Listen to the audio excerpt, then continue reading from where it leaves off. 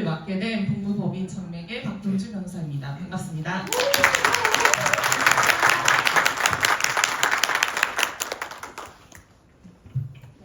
저는 바이올린을 하는 변호사입니다. 제가 초등학교 2학년 때 저희 아버지 친구분이 바이올린 하시는 선생님이었는데 한번 와볼래 하셔가지고 그때부터 바이올린 시작했고요. 계속 쭉 좀 열심히 했었고, 그래서 이제 중학교 가서 고등학교 진학 앞두고 예고를 가야 하나 좀 고민을 했었는데, 그때 좀 생각을 해보다가 저 스스로 생각을 했는데 제가 공부도 좀 하는 것 같고, 그리고 또 사실은 예체능이라는 것은 타고난 재능이 좀 순위를 결정하는 부분이 있는 것 같아서 더 공부를 해보겠다 이렇게 부모님께 말씀드리고, 그래서 이제 그 다음에는 인문계 고등학교 진학해서 법조인의 길로 들어서게 되었습니다. 그래도 저는 그 바이올린을 계속 제가 사랑하고 있기 때문에 계속 취미로 하고 있었고, 또 마침 제가 딱 변호사 된 그 해에 또 부산지방변호사회에 오케스트라 동호회가 만들어졌습니다. 그래서 제가 바로 그 오케스트라 동호회에 합류를 했고, 현재는 이제 악장으로서 오케스트라 이끌고 있습니다. 제가 오케스트라 하면서 배운 것이 있습니다. 바로 그 핵심적인 가치는 듣는다는 것인데요. 아름다운 소리를 내기 위해서는 내 소리뿐만이 아니라 옆 사람의 호흡, 지휘자의 의도, 객석의 분위기까지 모두 어우러져야 한다는 것이었습니다. 누가 저에게 당신의 인생책이 무엇이냐라고 물어보면 저는 주저없이 앵무새의 죽이기라고 이야기합니다.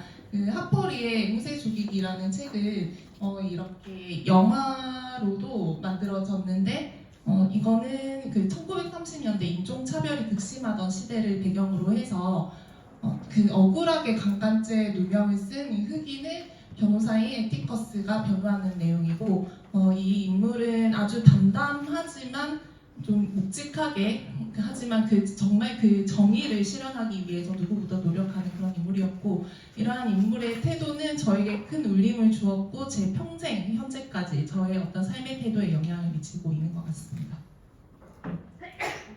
네, 그래서 간단하게 제 소개 드리면, 저는 부산대 법학과 그리고 로스쿨을 2014년에 졸업을 했고요. 그 해에 바로 변호사 자격을 취득을 해서 처음에는 부산은행에서 사내 변호사로 일을 시작을 했는데, 제가 일을 하다 보니까 좀 배우는 것도 많기는 했지만 좀 답답함을 느꼈던 것 같아요. 그래서 약 2년여 만에 퇴사를 했고, 그래서 그 이후로는 그 처음에는 그 검사 출신 변호사님 밑에서 소속 변호사로 일을 하다가 2년 전에 개업을 해서 현재는 법무법인 정맥에서 구성원 변호사로 일하고 있습니다.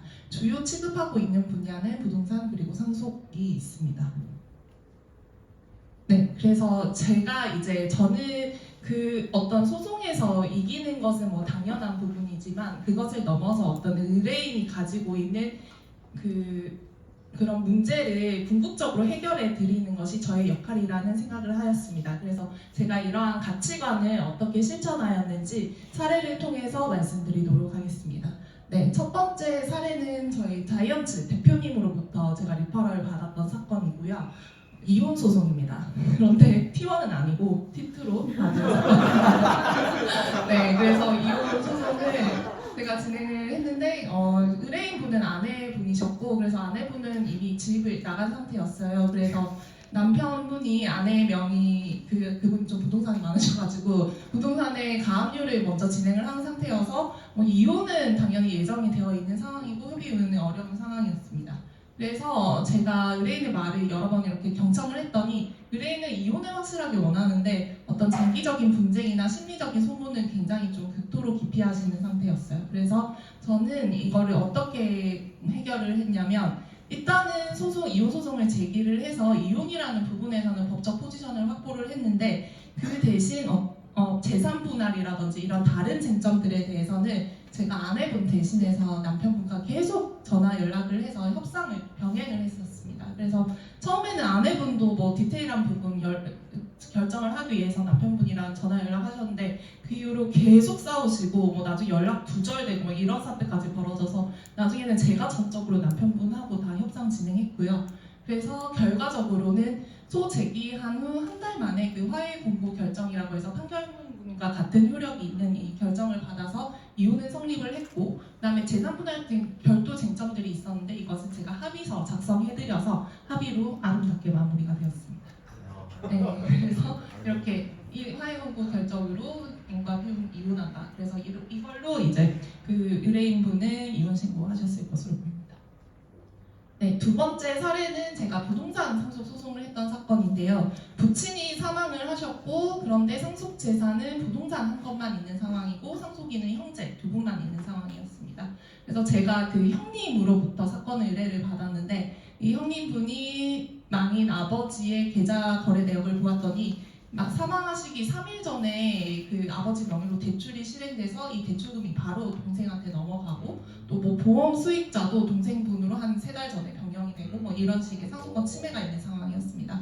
그래서 제가 상속재산 분할 소송을 수임을 했고, 그래서 상속권 침해 사실 입증을 해서 결과적으로는 판결이 형님이 그 공유지분 0.625, 동생은 0.375 지분으로 상속되는 것으로 해서 저희 의뢰인은 만족하는 승소 판결이 나오게 됐습니다. 그런데 이제 이렇게 나오니까 동생분이 항소하겠다 뭐 이런 의사를 상대방 변호사 통해서 좀 전해오기도 했고, 또 별도로 모친 상속은 형님이 상속재산 뭐 상속권 침해했다 이런 식으로 하면서 추가 소송도 제기한 상황이었어요. 그래서 사실은 저는 제가 맡은 사건 다 끝났고, 이렇게 다 끝났고 성공 보수도 받을 수 있는 사건인데 이렇게만 끝내는 것은 의뢰인의 어떤 궁극적인 분쟁을 해결해 드릴 수 없는 상황이었기 때문에 제가 이것도 또 종결 이후에 계속 협상 진행해 드렸습니다. 그래서 부동산은 궁극적으로 어떻게 처분할지, 그리고 돈 언제 얼마씩 지급할지, 뭐 그리고 추가 소송권 취하 어떻게 할지 이 부분 다 합의를 해서 결과적으로는 이렇게 뭐 이런 판결과 별도로 또 이런 합의서 써드려서 네, 이렇게 마무리가 되었습니다. 그래서 제가 형님분하고 좀 계속 얘기를 해보니까 이렇게 소송까지 다투는 와중에도 형님분은 사실은 동생이 뭔가 미안하다 내지는 뭐 도움이 필요하다 이런 손만 내밀면 사실은 그걸 도와주고 싶은 마음이 있는 상태였어요. 그래서 마무리는 이렇게 합의로 해결이 되어서 좀 어떤 화해의 여지를 남겨주지 않았나 생각을 해봅니다. 네, 마지막은 제가 20살 피고인으로부터 받은 편지인데, 저는 이제 거의 10여 년 넘게 변호사 생활하면서 굉장히 어린 나이에 범죄자들 많이 봤습니다. 그래서 대부분은 뭐 사실은 좀 뭐 어린 나이부터 그렇게 범죄 저지르면서 뭔가 양심의 가책이라든지 이런 것도 잘 못 느끼는 아이들이 대부분이기는 한데, 다만 그 중에서도 몇 명은 어떤 본인 그런 관심이라든지 케어라든지 이런 걸 일평생 받아본 적이 없기 때문에 그런 관심 어린 어떤 말 한마디 이런 부분에 좀 감화되는 경우가 있습니다. 그래서 이 아이도 좀 그런 경우였던 것 같고요. 그래서 저에게 보낸 편지를 보면 이번 저의 인생에서 마지막이라고 한 재판이라고 생각을 하고 있다. 그뿐만이 남들보다 열심히 살려고 한다. 그리고 저는 변호사님 도와주시는 여러 사람들 중 하나겠지만 제 인생의 변호사님은 평생 기억에 고마운 사람 중 한 명으로 기억될 것이다. 이렇게 편지를 적어주어서 저도 진심으로 정말 이 아이가 뉘우치고 앞으로 잘 살아가기를 바라게 되었던 것 같습니다. 네, 그래서 제가 처음 말씀드렸던 저의 인생책이 그 앵무새 죽이기에 나오는 에티커스 핀치 변호사의 그 명대사인데요. 이거를 좀 의역을 하면 누군가를 이해하려면 그 사람의 눈으로 보고 그 사람의 자리에서 걸어가야 한다. 그 사람의 신발을 신고 걸어가야 한다. 이렇게 좀 해석을 할 수가 있거든요.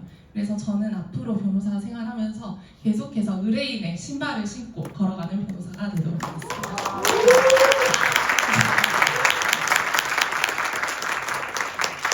제가 드림 리퍼럴 해먹어서 제 드림 리퍼럴은 제가 지금 부동산 전문 변호사로 활동을 하면서 D&I 들어오면서 제가 D&I 멤버로부터 직접 리퍼럴 받은 것은 아니지만 그 지역 주택조합 사건 좀 의뢰 많이 받고 계속해서 확장해 나가고 있습니다. 그래서 저는 이쪽 분야로 계속해서 발전해 나가는 게 제 목표이고, 그래서 부산 지역 재개발 재건축 조합으로부터 리퍼럴을 받고 싶은 게 제 드림 리퍼럴입니다. 감사합니다.